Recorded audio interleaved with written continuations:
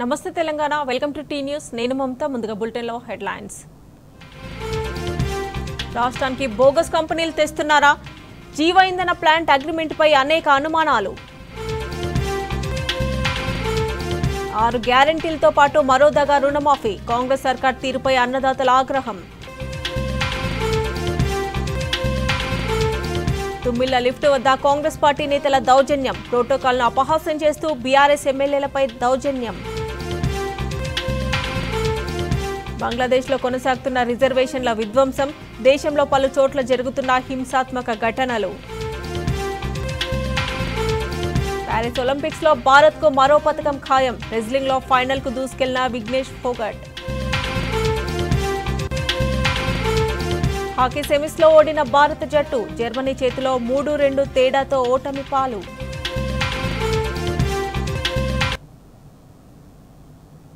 Update చూస్తే భారత wrestling చరిత్రలో సంచలనం స్టార్ రెజ్లర్ వినేష్ ఫోగట్ ప్యారిస్లో పసిటి పట్టుకు అడుగు దూరంలో నిలిచింది మహిళల 50 కిలోల ఫ్రీస్టైల్ ఈవెంట్లో ఫోగట్ తనకంటే మెరుగైన ర్యాంక్ ఓటమంటేనే తెలియని జపాన్ రెజ్లర్ సుసాకిని మట్టి కర్పించింది ఇప్పటికే వచ్చిన 3 బ్రాంజ్ మెడల్స్ కాకుండా గోల్డ్ సిల్వర్ చేజిక్కించుకునే ఛాన్స్ దక్కింది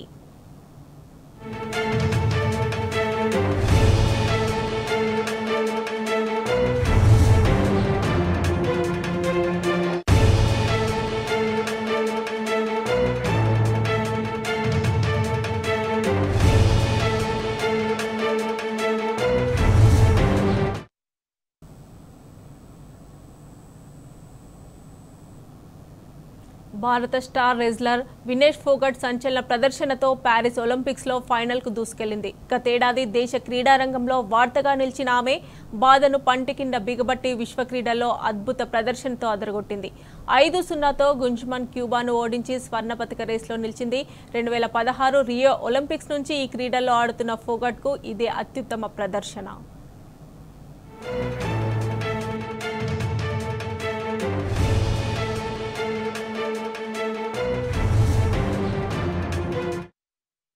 పోరాటాలు ఆందోళనలు వివాదాల నడుమ ప్యారిస్ బార్లో నిలిచిన వినేష్ కు తొలి బౌట్లోనే సుసాకి వంటి ధీటైన ప్రత్యర్థి ఎదురైంది టోక్యో ఒలింపిక్స్లో స్వర్ణంతో పాటు 4 సార్లు వరల్డ్ ఛాంపియన్గా నిలిచిన ఘనమైన రికార్డు ఆమెకుంది కానీ సుసాకికి తొలిసారి పరాభవాన్ని పరిచయం చేస్తూ వినేష్ సంచలనం సృష్టించింది రెజ్లింగ్ చరిత్రలో ఫైనల్కు వెళ్లిన తొలి భారత మహిళగా చరిత్ర సృష్టించింది ఫైనల్లో గెలిస్తే ఆమె పేరు సువర్ణ అక్షరాలతో మారుమోగనుంది ఈ ఒలింపిక్స్ రెజ్లింగ్ విభాగంలో భారత్కు ఇదే తొలి పతకం కానుంది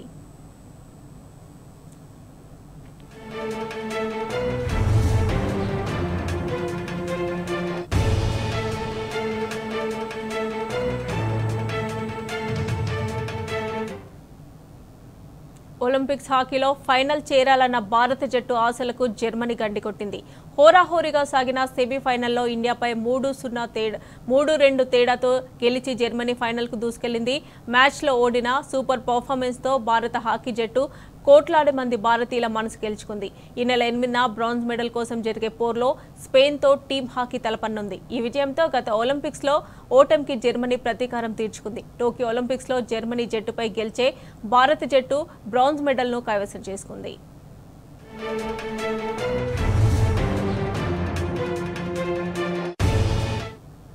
ఒలింపిక్స్ హాకీ సెమీస్లో సమఉజ్జీలైన భారత్ జర్మనీ జట్ల మధ్య పోరు చివరి వరకు ఉత్కంఠగా సాగింది తొలి మ్యాచ్ క్వార్టర్లోనే కెప్టెన్ హర్మన్ ప్రీత్ సింగ్ చేసిన గోల్తో భారత జట్టు ఆధిక్యంలోకి దూసుకెళ్లింది అయితే జర్మనీ రెండో క్వార్టర్లో పెనాల్టీని వాడుకొని 2-1 ఆధిక్యాన్ని సాధించింది మూడో క్వార్టర్లో భారత జట్టు మరో గోల్ చేయడంతో 2-2తో స్కోర్ సమమైంది అయితే చివరిదైన 4వ క్వార్టర్లో చివరి నిమిషాల్లో చేసిన గోల్తో జర్మనీ విజయం ఖాయం చేసుకుంది భారత జట్టు ఎంత ప్రయత్నించినా మరో గోల్ చేయలేకపోవడంతో జర్మనీ 3-2 తేడాతో విజయం సాధించి ఫైనల్కు దూసుకెళ్లింది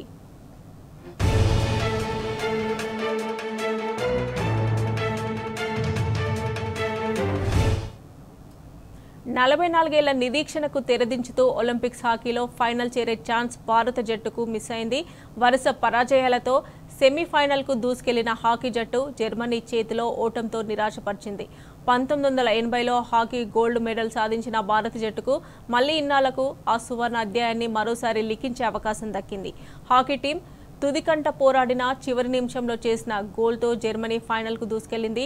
మరి టోక్యో ఒలింపిక్స్ వలె భారత జట్టు బ్రాంజ్ మెడల్ గెలుస్తుందా లేదా అనేది ఈ నెల 8న తేలనున్నది.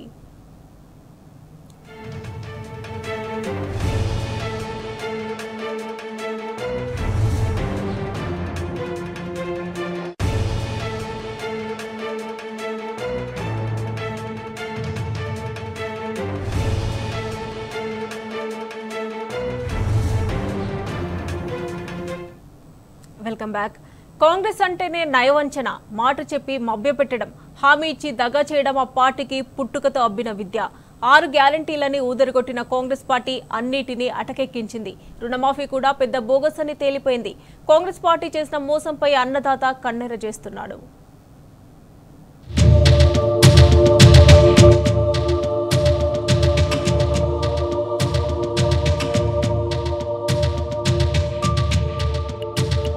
కాంగ్రెస్ 6 గ్యారంటీల్లో రుణమాఫీ కూడా పెద్ద బోగస్ అని తేలిపోయింది.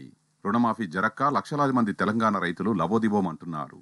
కాంగ్రెస్ సర్కారు రుణమాఫీ ప్రకటనలు కేవలం ఆర్భాటాలకే పరిమితమయ్యాయి. బోగస్ రుణమాఫీతో అన్నదాతల ఇక్కట్లు చెప్పతరం కాదు. రుణమాఫీ వ్యవహారం ఒక పెద్ద గందరగోళంగా తయారైంది. సర్కారు రుణమాఫీ మీకు వర్తించదని బ్యాంకర్లు ముఖం మీదే చెబుతుండడంతో రైతులు పుట్టెడు దుఃఖంతో వెనుదిరుగుతున్నారు.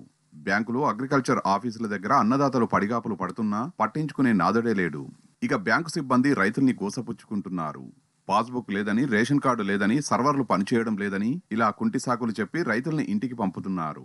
రుణమాఫీ కోసం అన్ని అర్హతలు ఉన్నప్పటికీ జాబితాలో పేర్లు లేవని రైతుల్ని వెళ్లగొడుతున్నారు. రుణమాఫీ పెద్ద కంగాలీగా తయారైనా రేవంత్ సర్కార్ కిమ్మనడం లేదు. అసలు సర్కారు వైపు నుంచి ఇంతవరకు క్లారిటీ రాలేదు. ఈ గందరగోళం నడుమ అసలు తమకు రుణమాఫీ జరిగిందా లేదా, అసలు వస్తుందా రాదా తెలియక రైతులు తలపట్టుకుంటున్నారు.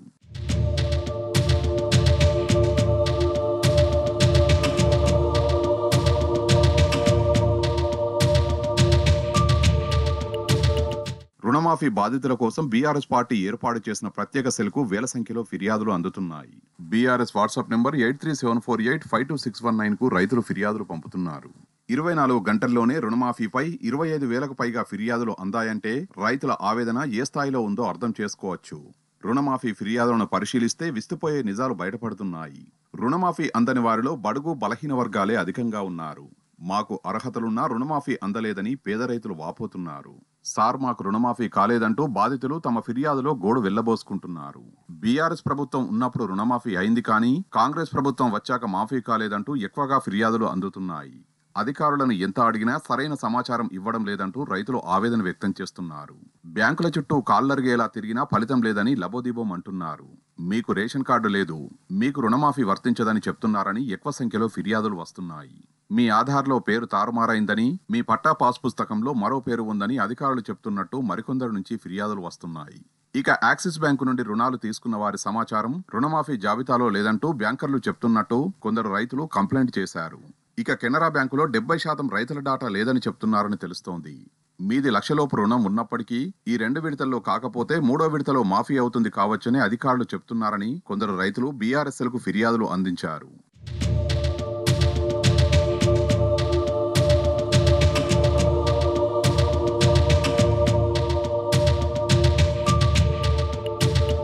అధికారంలోకి రావడమే ఆలస్యం. 2 లక్షల రుణమాఫీ చేస్తామని వరంగల్ డిక్లరేషన్లో డబ్బా కొట్టిన కాంగ్రెస్ పార్టీ చివరికి ఆ మాటను వమ్ము చేసింది. సాంకేతిక కారణాలని, పేర్లు సరిగ్గా లేవని, డేటా లేదని ఇలా రకరకాల కారణాలతో రైతుల్ని పరేషాన్ చేస్తున్నారు బ్యాంకర్లు.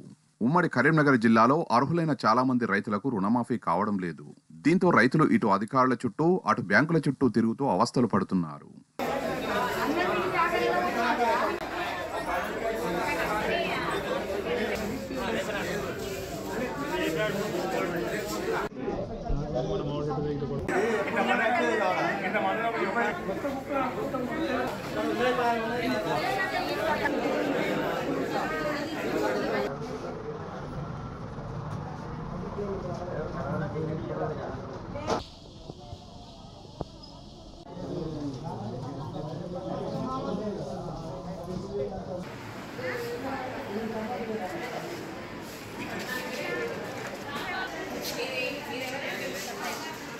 ఉమ్మడి పాలమూరు జిల్లాలోనూ ఇదే పరిస్థితి. రుణమాఫీ కోసం బ్యాంకులో అధికారుల చుట్టూ ప్రదక్షిణలు చేస్తున్నారు. రేషన్ కార్డు నిబంధన అధికారుల తప్పిదాలు రైతుల కొంపముంచుతున్నాయి. పాలమూరు జిల్లాలో 3 లక్షల మంది రైతులకు గాను 2,000 కోట్లు మాఫీ చేశారు. మరో 2 లక్షల మంది రైతులకు 1,700 కోట్ల నిధులు అవసరముంది. అయితే 2 విడతల్లోనూ మాఫీ కాని వేలాది మంది రైతులు రుణమాఫీ జాబితాలో పేర్లు లేక ఆందోళనకు గురవుతున్నారు.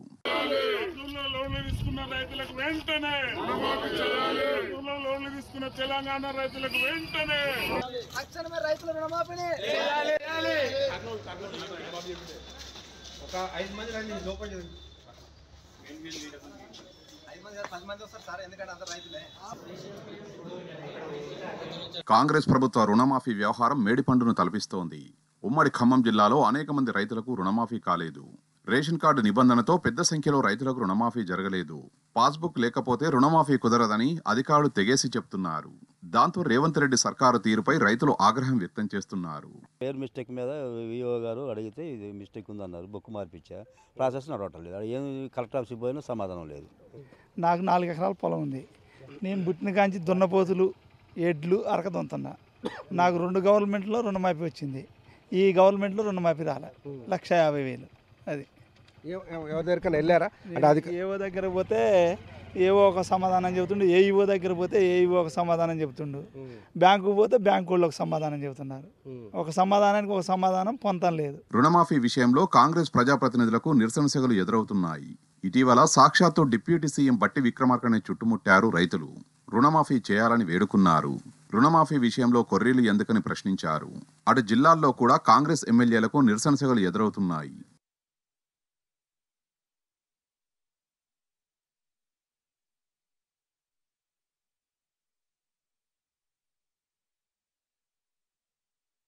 రుణమాఫీ పేరుతో రైతులకు మరోసారి రేవంత్ సర్కార్ ద్రోహం చేసింది. రుణమాఫీ పెద్ద గందరగోళంగా తయారైంది. దీనిపై రాష్ట్ర వ్యాప్తంగా రైతులు తీవ్ర ఆగ్రహం వ్యక్తం చేస్తున్నారు. రైతు భరోసాపై కాంగ్రెస్ ప్రభుత్వం చేతులెత్తేసింది. పెట్టుబడి పంపిణీ ఆలస్యం అవుతుందని మంత్రి తుమ్మల ప్రకటించేశారు. రైతులు మేధావుల అభిప్రాయ సేకరణ పూర్తి కాలేదని కళ్లబుల్లి కబుర్లు చెప్పుకొచ్చారు. విధి విధానాలపై అసెంబ్లీలో చర్చించలేకపోయామని, కౌలు రైతు అంశంపై ఇంకా స్పష్టత రాలేదని మంత్రి తుమ్మల చేసిన వ్యాఖ్యలు తెలంగాణ రైతులను తీవ్ర నిరాశకు గురి చేస్తున్నాయి.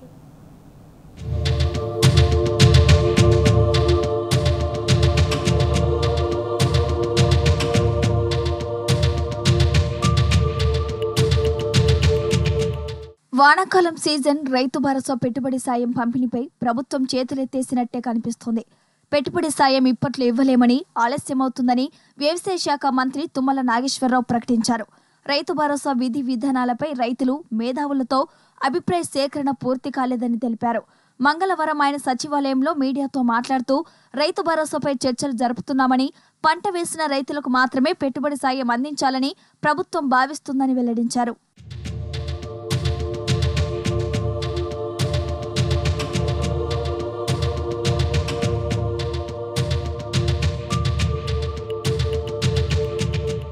ప్రభుత్వం అందించే రైతు భరోసా కోసం రైతులు, రైతు సంఘాల నుంచి అభిప్రాయ సేకరణ చేస్తున్నట్లు తెలిపారు మంత్రి తుమ్మల.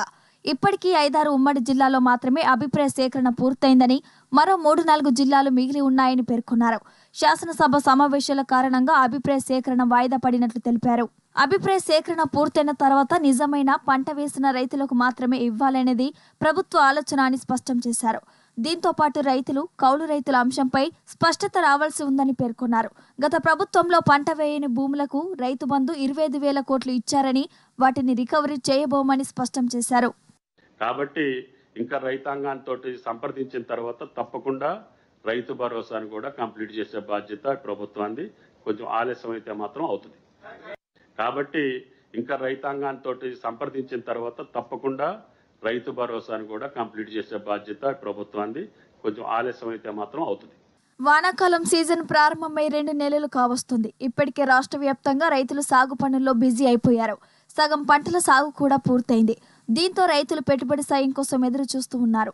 సాగు సమయంలో పెట్టుబడి సాయం పంపిణీ చేస్తే ఎరువులు, విత్తనాలు, దుక్కి ఖర్చులు, కూలీలకు ఇలా ఏదో ఒక రకంగా రైతులకు ఆ డబ్బులు ఉపయోగపడతాయి.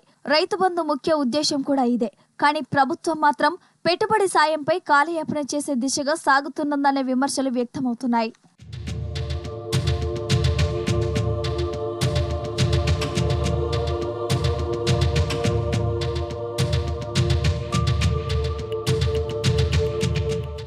రైతు భరోసా పంపిణీలో అభిప్రాయ సేకరణ అని ఒకసారి, అసెంబ్లీలో చర్చ అని మరోసారి, మంత్రుల కమిటీ అని ఇంకోసారి శాఖలు చెప్తుందనే విమర్శలు ఉన్నాయి. మొన్నటి వరకు రైతు భరోసాపై అసెంబ్లీలో పూర్తి స్థాయిలో చర్చించి ఆ తర్వాత రైతులకు పెట్టుబడి సాయం పంపిణీ చేస్తామని సీఎం రేవంత్ రెడ్డితో పాటు పలువురు మంత్రులు ప్రకటించారు. కానీ అసెంబ్లీలో రైతు భరోసా అంశమే చర్చకు రాలేదు. మంత్రులతో సబ్ కమిటీ వేశామని, ఆ కమిటీ అసెంబ్లీ సమావేశాల వరకు అన్ని జిల్లాలు పర్యటించి రైతుల అభిప్రాయాలు సేకరించి నివేదిక ఇస్తుందని, దాని ఆధారంగానే పంపిణీ చేస్తామని చెబుతూ వచ్చారు. అసెంబ్లీ సమావేశాలు పూర్తయినా మంత్రుల కమిటీ నివేదిక మాత్రం ప్రభుత్వానికి అందలేదు.